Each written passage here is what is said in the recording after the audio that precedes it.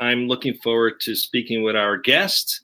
We are streaming live on LinkedIn, YouTube, Twitter, Facebook, and on Twitch. So welcome to those of you who are following us. And you can always catch the show afterwards on nearsoft.dojo.com, including the podcast version of the show, which will be available in a couple hours. With that being said, I'd like Carlos to please introduce the show today, and let's get going. Absolutely. It's my pleasure, Tulio. So, well, good afternoon, and thank you for joining us today on Dojo Live, Wednesday, November the 13th. And today we're going to be, on Dojo Live, what we seek to do is we're co-creating the future of workplace diversity by sharing and learning from the stories and experiences of tech luminaries. Now, my name is Carlos Ponce, broadcasting live from our Nearsoft's Mexico City office. So joining me today is the co-creator and producer of Dojo Live, Tulio Sirigusa, in Los Angeles. And of course, my fellow teammate, Sandra Vasquez, who oversees all things UX in our Hermosillo office. So we're kind of scattered all over the place and all over the country. So hi, guys. I think San Jose, right, Sandra? Yeah, I'm in San Jose right now. Yeah, that's right. Yeah, you kind of migrated with Roberto. Yeah. Decided to stay from the heat and from the desert. Yeah, you joined Roberto's herd. Okay, cool. Now, today we're going to be talking about CX and digital transformation. And here to share his stories, Nate Brown, the founder of CX Accelerator. Welcome to Dojo Live, Nate. It's a pleasure and an honor to have you here. Hello. Thank you so much, Carlos. I'm thrilled to be here. This is a fun show. I love you all. I love what you're doing here. So thank you for having me. Absolutely. It's our pleasure. Okay. So, Nate, I would like to start the show with asking you a couple of things, which is basically tell us and the audience, of course, tell us about you. Tell us a little bit about you and, of course, about CX Accelerator. And then we'll move on to the topic. Sure. So my name is Nate. I came from a contact center background in customer support, grew into this customer experience revolution in about 2014 when I got a copy of The Effortless Experience by Matt Dixon. That just blew my mind. Read from there some Gene Bliss with Chief Customer Officer 2.0, and I was hooked. I knew I wanted to be a CX professional for the rest of my life. So it's been a lot of reading and writing and learning from the community of CX Accelerator and from my peers and working in my job. It's just been a really fun ride. Love this work, love serving people, love designing better experiences. So I think it's the best work in the world. And I think the people that are doing it are the best in the world. So just excited to talk about it. Absolutely. We're looking forward to listen what you have to say as well. So, okay. So Nate, I understand that you chose for today the topic of CX and digital transformation, and then when customer experience and digital transformation join forces, you say that both are far more likely to succeed. Now, can you tell us why you chose this particular topic? Yeah, so there was one thing that struck me almost at the same time. It was a statistic from Bob Thompson talking about the likelihood of CX initiatives to fail to generate meaningful results into the business, something like 90%. And then almost at the same time, reading an article on HBR about how digital transformation projects are almost exactly as likely to fail.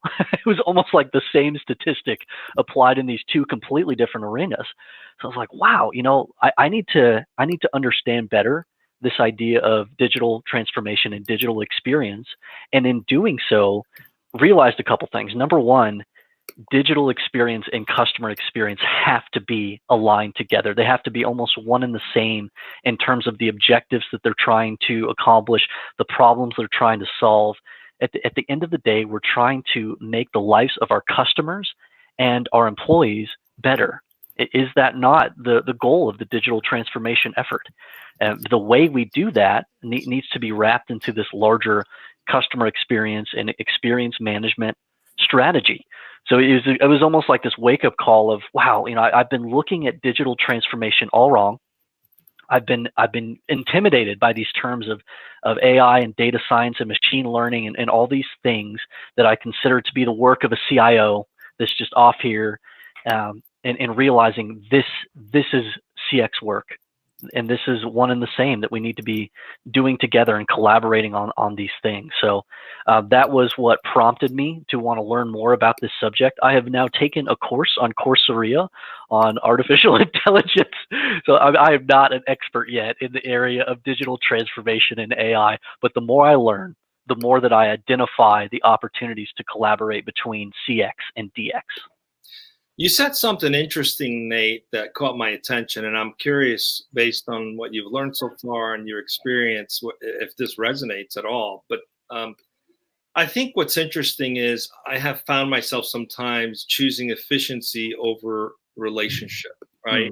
Wow. Yeah, I can quickly get to a message instead of working on building a deeper relationship with an individual or person.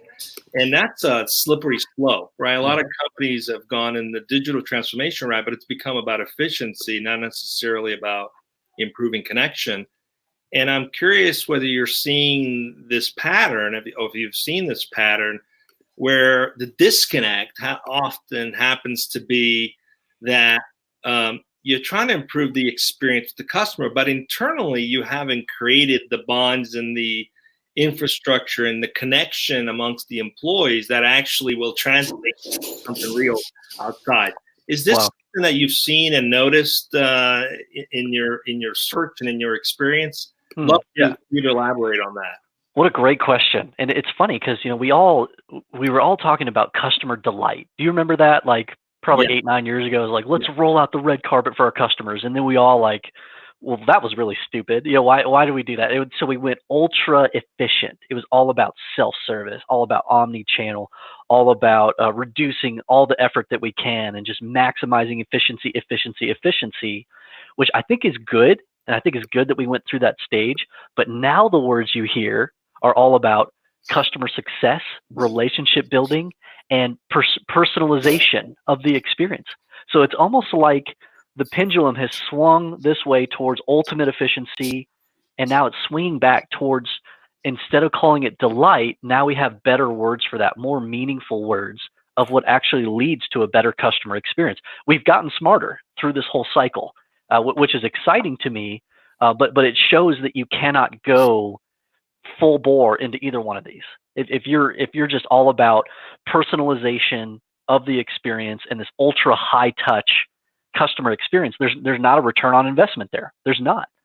But if you go all into efficiency and it's just all about how can we automate everything, you totally lose out on the relationship aspect. So finding that balance is essential. So ultimately, would you say it's about building trust? I mean, isn't it really the ultimate goal? Does that play a big role in improving the customer experience? Goodness, I think, I mean, look at the brands that have been unmade in these past 5 years because of trust and issues of trust. I mean, and I won't name the names, but they're rattling in our heads right now. They have betrayed our trust in the sense that they put out a brand promise. This is who we are, world. And we are telling you that this is the type of experience we're going to deliver to you. And then customer experience could not back that up. Reality could not back that up. Their internal culture could not back that up and make the brand promise authentic. And we have turned our backs on those organizations. And now as a society, we are seeking out those brands that have tremendous authenticity in the way that they do business. And have that consistent and trustworthy experience. It's amazing how much we've transformed in this area. I think it's fascinating what you just mentioned there, because it really talks to the fact that with digitization, you can't really hide out anymore. So in some ways, you've had to become a lot more accountable, and it's highlighted the disconnect. I saw posting earlier this week on LinkedIn. Someone was talking about, a lot of companies talk about being customer-centric, customer-focused, and I found myself making a comment saying you can never, ever achieve that unless you first have your house in order. Oh, yeah. What a great metaphor. Right. Like you can't be customer-centric if you're not empowering your employees to be themselves, if you're not giving them freedoms to discover new ways of doing things, to fail, to grow. And would you say that's I don't want to get all esoteric about it, but would you say that consciously there's a gap sometimes between the intention that's outwardly focused versus the reality internally? And what can companies do about that? Wow. I mean, wow, that disconnect, that gap that you just described, Julio, I think it's what makes customer experience work so hard, because we love to make promises about what we're going to do and the experience that we're going to deliver, but so rarely do we actually take the time to embed that within our own culture and create the type of employee experience that can then authentically mirror that customer experience that we're saying we're creating. And it has to happen. The digital aspect has to be there. We've got to have tools that help the agents and help the overall organization instead of hinder. We have to have technology that allows information and knowledge to flow freely throughout the organization so that we can facilitate quick and easy resolutions to our customers. But it's so easy to create this glass cathedral of this customer experience, but it's empty and shallow. There's nothing inside until we give it heart and give it flesh with this employee experience that we first create. It has to happen. Yeah. So what do you think companies could do?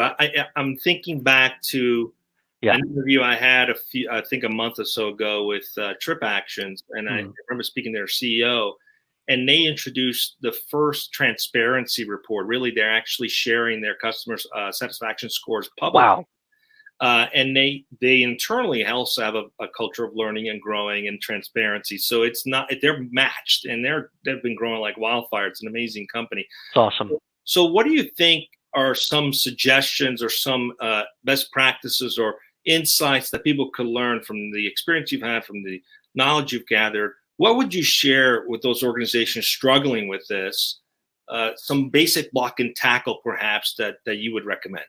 Absolutely. And a lot of this is inspired through some reading that I've done with Denise Leon, who wrote a brilliant book called Fusion, which is taking your culture and being able to back up your brand promise through that authentic culture. And Jeff Toyster, too, has great material on this developing a customer-centric culture idea. And the way that I like to speak about it is it's almost like in 3 stages. As you think about developing a customer-centric culture, you've got to start with that hiring process. You've got to attract people to your brand that have the ability, capability, aptitude, all these things to create that experience that you want to deliver. So first, you're identifying the culture that you want to have and how that culture is going to make your brand promise real. Once you've identified that together as a leadership organization, how can we attract this type of talent to us? Getting out into the community, being such a distinctive brand, a reputable brand, that people are coming to you because they want to represent your brand as an ambassador. It's natural for them. It's organic to them. So that's almost like the gate, right? You've got to establish the gate and put that line in the sand of this is who we are. This is the type of person we're attracting. But then you get to the fence. And we all use that metaphor of sitting on the fence. And I feel like this is so many organizations right now. They have people they got their butts planted on the fence, and they're waiting for something to happen because they feel the tension of this age of the customer, and they feel the tension that their leadership is creating of wanting to do the right thing. I hear so many CEOs talking about how they want their legacy to be a great customer experience, but then so few of them know how to do that. And so you've got employees that are sitting on the fence and they're not giving everything their all. So we need to push them off. We need to either become so distinctive and make them so uncomfortable in the culture that we've created that they've got to find another culture that they can fit into. Or we get them off the fence and bring them in 100% full-heartedly so they can be a part of what we're doing and a part of that cultural transformation. But if you have employees that are sitting on that fence and are not sold in and become those full-hearted brand ambassadors, you're not going to move the needle. And then finally, so you got the gate, the fence, and the house. Once you've got people collected in the house, you're in that safe place together. It's about that trust. It's about that vulnerability and developing an experience together that you can be very proud of and mirror back to your customers.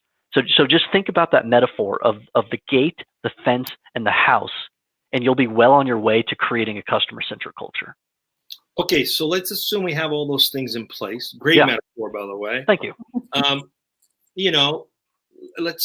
The gate, you could say perhaps is the front end of the invitational, the way you interact with the brand and with the environment that you want to attract, right? So what role does, like, for example, the user experience then play into how successful companies are? Because, hey, you can do all that work, right? You can do all the back end work, but then then it's not easy to navigate. It's not, you have perhaps a menu on an app that doesn't look very friendly, or on a website, or just doing business with you is complicated. So what role, and I want to give this to Sandra because she leads our UX practice here at Nearsoft. What role does UX also play into contributing to improving the customer experience? Yeah, I mean, it's about that consistency, right? In the same way that we can't take a culture that isn't really there, that's not what we say it is, and then power a brand promise. We can't say that we have a customer intimacy model or a certain level of customer experience without UX to back that up. Because so much of the way that people engage with us as a brand now is over digital channels. So I'm thrilled, Tulio, when we have things like the system usability scale that are starting to get mainstream popularity as a CX metric, because that is a true UX, that's a usability metric. And it's so wonderful that we're replacing some of the bogus CX metrics of the past with meatier, better, more meaningful metrics like system usability scale. Nate, something that I find really, really interesting about the topic that you choose for this conversation is the fact of linking digital transformation into CX. I believe, correct me if I'm wrong, but historically we have been seeing customer experience more linked into customer service. And there used to be this really tight gap that they are still very together. Wow. But what I see is that as customer experience professionals, you are right in front with the users. And you are designing how they will interact. And a digital product is one of the touch points and one of many that they will be using. So I was reading through different articles that talk about the customer experience vision and how they can shape the company. What is your take on how a customer experience vision can actually shape the digital transformation vision or innovation within a company? Oh, well, that's a super interesting question. And I've been quoted to say that I feel like a customer experience vision statement is kind of a bunky thing to do, because really you have the company's vision and mission statement, and the customer experience should be powering that and making that real. But I've kind of taken a different stance on that of late. It actually is really helpful to clarify what type of customer experience you're driving for, and to unify people on that mission, on that vision from a CX perspective, and then incorporating the digital transformation group as part of that element, because it's amazing how much harmony between the objectives there really are. We're trying to make it better, the channels that we provide to our customers and the ways that they interface with us. We're trying to make it easier for our employees to go about their work effectively. And that's so consistent with what we're trying to do as a customer experience group. So if you can tap into those harmonies and create a vision statement that summarizes the needs of that customer experience effort and that digital transformation effort, you've just created a perfect foundation on which to work together. Yeah, definitely. And there is, I see, customer experience work hand in hand with the innovation teams to build these solutions, and also hand in hand with the user experience team to build this, to create the right user experience for the customer as well.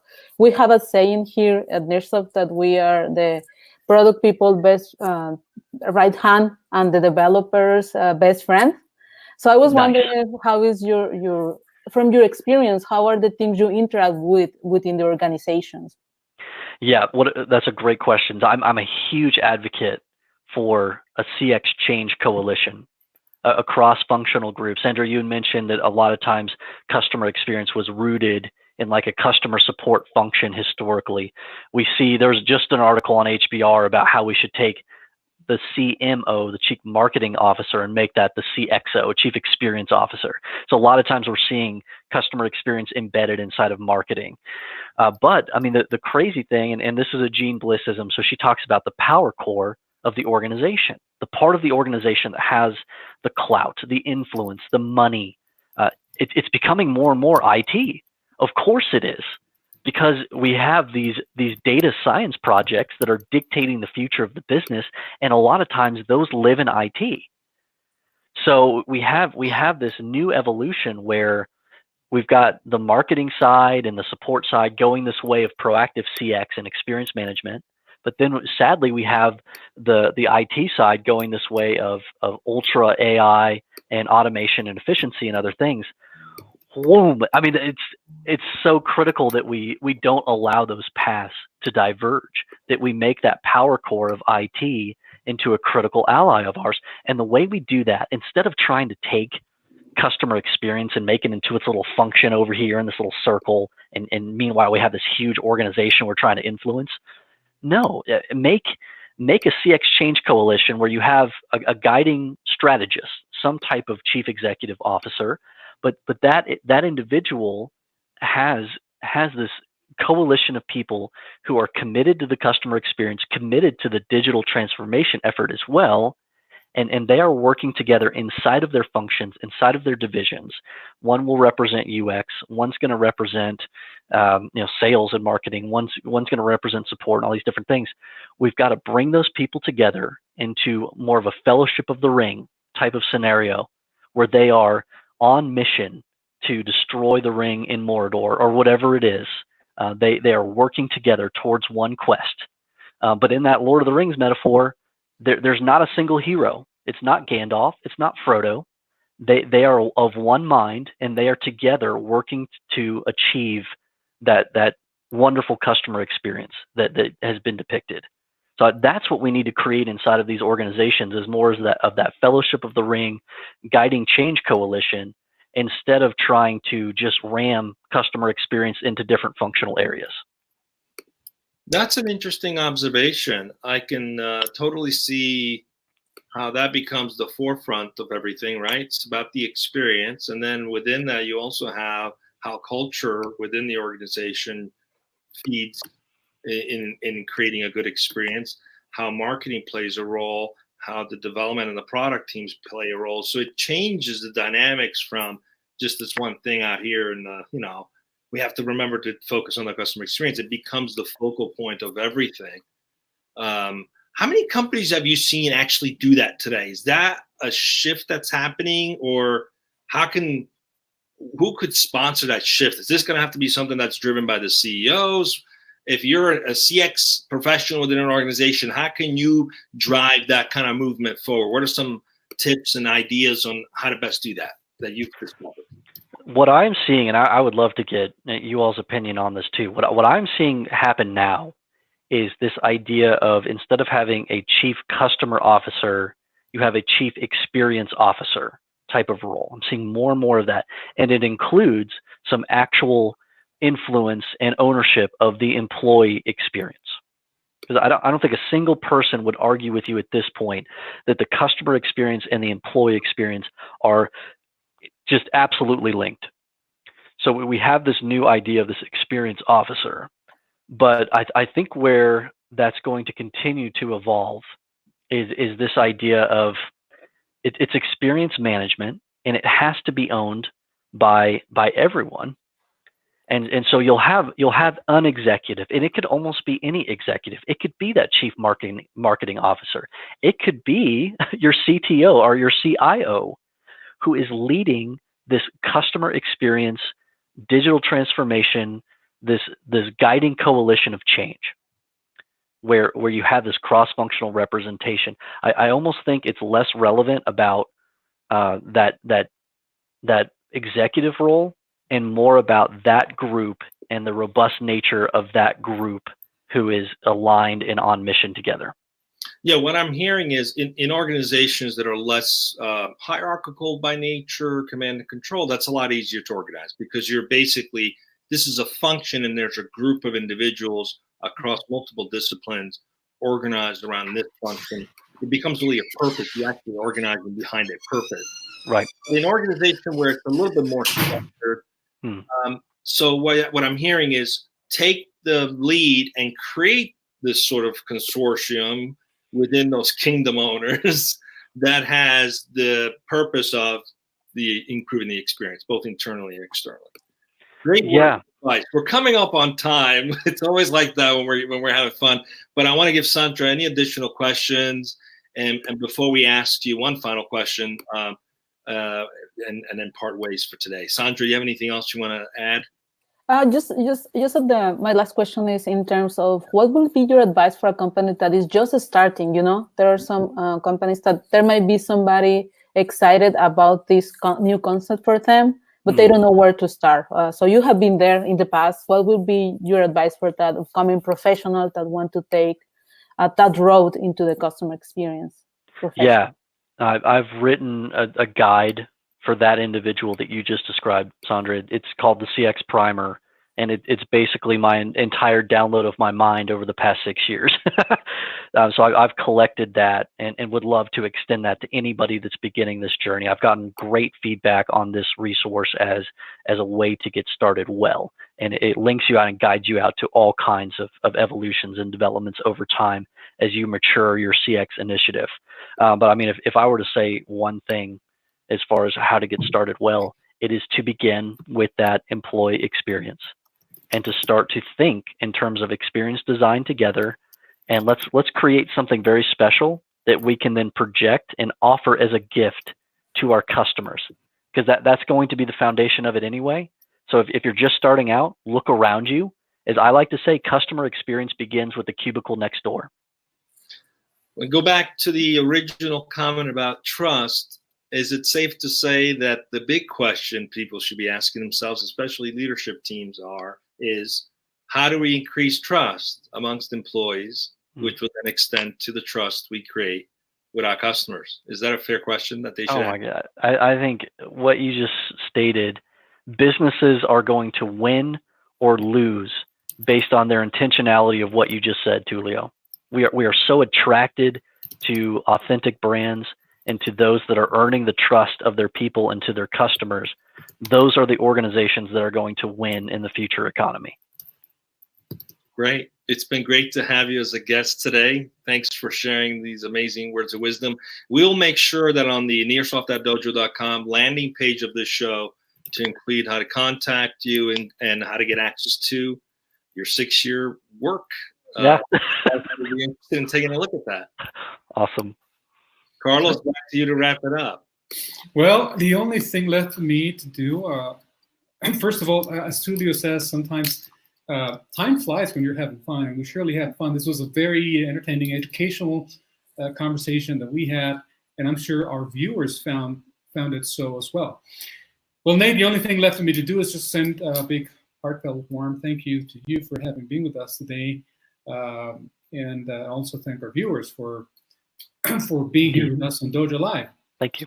And we're going to be just one more thing is, although our viewers can find all sorts of info about our guests on the website. Is there any?